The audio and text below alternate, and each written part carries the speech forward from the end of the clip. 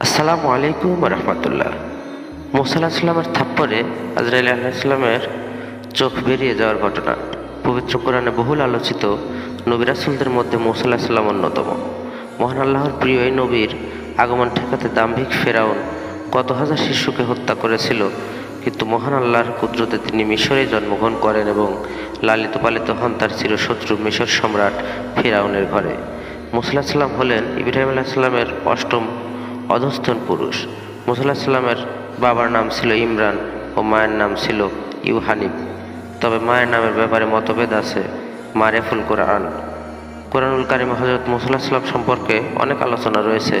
প্রচুর উপমা ও বিভিন্ন আঙ্গিকে তার ঘটনা বারবার উল্লেখ করা হয়েছে।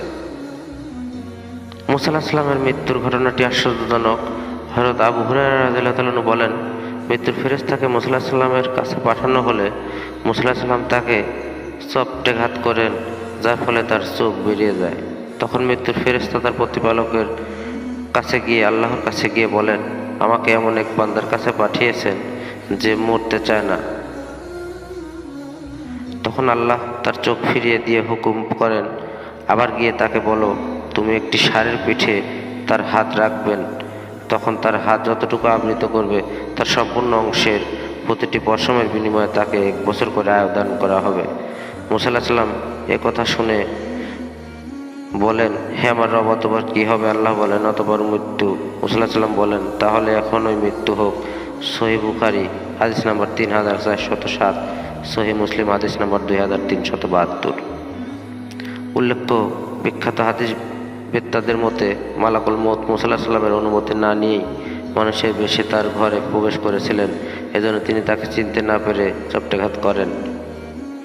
মুসা আলাহিসাল্লামের সমাধির ব্যাপারে বুখারীর বর্ণনায় আছে, তখন মৃত্যুর আগ মুহূর্তে তিনি একটি পাথর নিক্ষেপ করলে যতদূর যায় বায়তুল মাকদিসের ততটুকু নিকটবর্তী স্থানে তাকে পৌঁছিয়ে দেওয়ার জন্য আল্লাহ তাআলার কাছে নিবেদন করেন।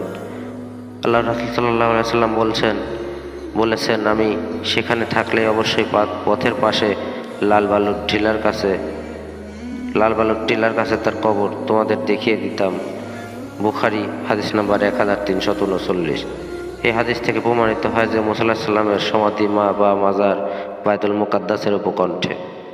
পৃথিবীতে মুসা আলাহিসাল্লাম কতদিন হায়াত পেয়েছিলেন তা নিয়ে মতনৈক্য আছে। কারো মধ্যে তিনি হায়াত পেয়েছিলেন 80 থেকে 100 বছর, কিন্তু আল কামেল ফি তারিখ কিতাবের ভাষ্যমতে মুসা আলাহিসাল্লাম 120 বছর হায়াত পেয়েছিলেন।